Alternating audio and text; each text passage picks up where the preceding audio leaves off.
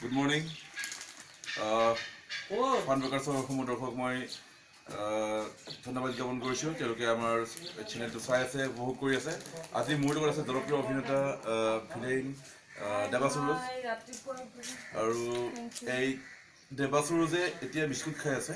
আৰু আমি আজি চাম যে এজন অভিনেতাই কি ব্ৰেণ্ডৰ বিস্কুট খায় আৰু তেওঁৰ নিজৰ স্বাস্থ্য মানে তেওঁৰ হেল্থৰ কিমানখিনি চিন্তা কৰে, তেওঁৰ নিজৰ ডায়েট কেনেকৈ মেইনটেইন কৰে আৰু কেনেকুৱা ধৰণৰ উন্নত মান বিশিষ্ট বিস্কুট খাই আমি চাম। অকণ বিস্কুট নীলিমা বেকাৰী বুলি কয়। এইটো আমি দেখুৱাবলৈ বিচাৰিছোঁ। এইটো ব্লাৰ কৰি দিয়া যাব। চৰি, এইটো নীলিমা বেকাৰী, এইটো দেৱাসুৰজৰ ফেভৰেট বিস্কুট। আজি আমি কিছুমান নজনা কথা তেওঁৰ বিষয়ে জানিম। এইটো নীলিমা বেকাৰী বিস্কুট খাই তেওঁ খুবেই ভাল পায়। আপোনালোকে দেখিবলৈ পাইছে যে একেৰাহেতো কিমানখন বিস্কুট ইয়াৰ পৰা খাইছে। আপোনাৰ বিস্কুট আপুনি খাওক। আৰু এনেকুৱা নহয় নীলিমা বেকাৰী বুলি, মোক বিস্কুটটো খাই ভাল লাগিলে। আজি পুৱা একফালে ফল টাইম যে 6টা বজাত এই ঠাণ্ডাত কুমহীয়া জাৰ বুলি তাত কয়, জানুৱাৰী আজি 7 তাৰিখ নেকি, লাইট জ্বলি আছে, আপুনি চাব পাৰে। তাৰমানে ৰাতিপুৱাই নাই তেওঁ, সেই ৰাতিপুৱাৰ পৰা বঢ়িয়া ভোক লাগি গ'ল।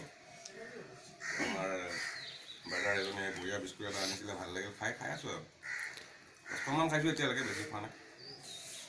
এয়াই ভাল লাগিছে। আচ্ছা, আপুনি আপোনাৰ এটা বদনাম এটা আছে কেনেকুৱা যে আপোনাৰ নাৰীৰ প্ৰতি অবাধ দুৰ্বলতা বুলি এটা মানে মানুহে ভাবে, দৰ্শকে ভাবে, কাৰণ আপোনাৰ লুকটো বিৰাট ভিলেইন লুকটো, যে আপুনি সদায় অপকৰ্মত জড়িত হৈ থাকে। গতিকে আপুনি ব্যক্তিগত জীৱনটো এনেকুৱা নেকি যে আপোনাৰ নাৰীৰ লগত মানে সম্পৰ্কটো বহুত বেছি ঘনিষ্ঠ নেকি?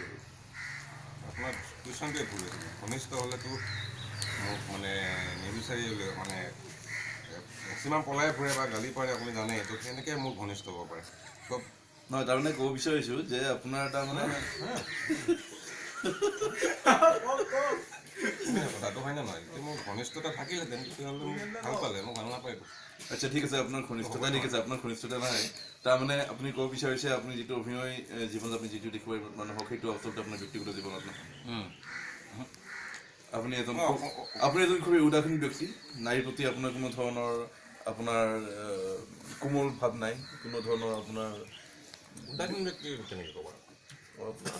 আচ্ছা, আপুনি উদাসীন ব্যক্তি নহয়। সম্পূৰ্ণ মিছা।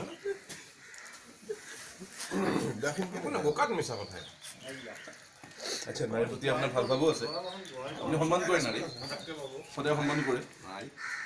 আচ্ছা, আপুনি এনে বিয়া বাৰুৰ কথা কিবা চিন্তা কৰিছে নেকি? মই জনামতে আপোনাৰ বয়স 29 বছৰমানৰ ওচৰা-ওচৰি হৈছে, যিটো মানে মানুহে আপোনাৰ নাভাবে, আপোনাৰ 30 বছৰৰ ভিতৰতে বুলি ভাবে আপোনাৰ বয়সটো, কিন্তু সঁচা কথাটো যিমান দূৰ মই গম পাইছোঁ আপোনাৰ 35 বছৰৰ ওচৰা-ওচৰি আপোনাৰ বয়স হৈছে। এইটো এটা বোকাত মিছা কথা। কিন্তু অপপ্ৰচাৰ চলাব বিচাৰিছে মোৰ ওপৰত। মই বিৰোধিতা কৰিছোঁ, হয় নাই? আপোনাৰ বয়সটো কিমান হ'ল মই জানিব পাৰিম নেকি বাৰু? আজি দৰ্শকে, ফানবাকৰ দৰ্শকে জানিব বিচাৰিব আচলতে দেৱাসুৰজৰ প্ৰকৃত বয়স কিমান। মোৰ 28 জানুৱাৰীত বাৰ্থডে হয় মোৰ। 28 জানুৱাৰীত মই 29ত ভৰি দিম। 29ত ভৰি দিব দেৱাসুৰজে।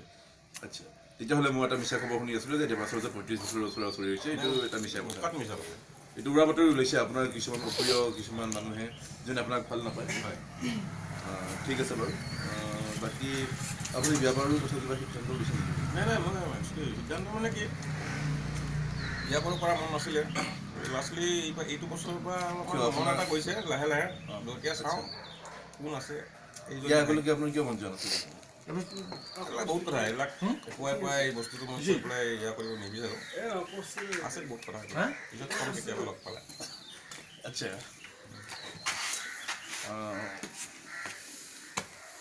বাকী আপোনাৰ পৰিকল্পনা কি 2019-ত? 2019-ত আপোনাৰ পৰিকল্পনা কি? পৰিকল্পনা এনেকুৱা, মই এখন ৰিচেণ্টলি গাড়ী এখন ল'লোঁ আৰু এখন লোৱাৰ সম্ভাৱনা আছে। মই মাজতে এইখিনি ক'ব বিচাৰোঁ যে মই মাজতে এটা ইউটিউবত ভিডিঅ' পাইছিলোঁ, য'ত আপোনাৰ ভেনিটি ফেন এখনত আপোনাৰ মই ফটো পাইছিলোঁ কিছুমান। আচ্ছা, আপুনি ভেনিটি ফেন এখন মোৰ নিজৰ চেনেল এটা আছেতো। আচ্ছা, মোৰ চেনেল এটা আহে, দ্য ফেচ ৱেব টিভি। আচ্ছা, ফেচ এই ৱেব টিভি। আচ্ছা, চাৰ্চ কৰিলে আপোনালোকে পাব, দ্য ফেচ এই ৱেব টিভি। তাতে বিভিন্ন ধৰণৰ এয়া পাব। নাই মই সুধিব বিচাৰিছোঁ নাই গম পাইছোঁ এতিয়া আপোনালোকে চাই ল'ব ডিটেইলছত ক'ব নাযাওঁ মই ইমানখিনি তেনে আপোনাৰ গাড়ীখন আপোনাৰ নেকি মই সেইটো ক'ব বিচাৰিছোঁ ফিনিটি ফেন আচলতে অসমত আজিলৈকে নাই কাৰো আৰু আপুনি যে প্ৰথমে তেনেকৈ যে ফিনিটি ফেন আছে তেনেকুৱা কথা নহয় মানে একচুৱেলি দাদা এজনৰ দাদা মানে মোৰ নিজৰ দাদা নিজে গতিকে মই নিজৰ বুলিয়ে ভাবোঁ আৰু ঠিক আছে আমি অভিনন্দন জনালোঁ হয় আপুনি আপোনাৰ কাম আৰম্ভ কৰক have a nice day thank U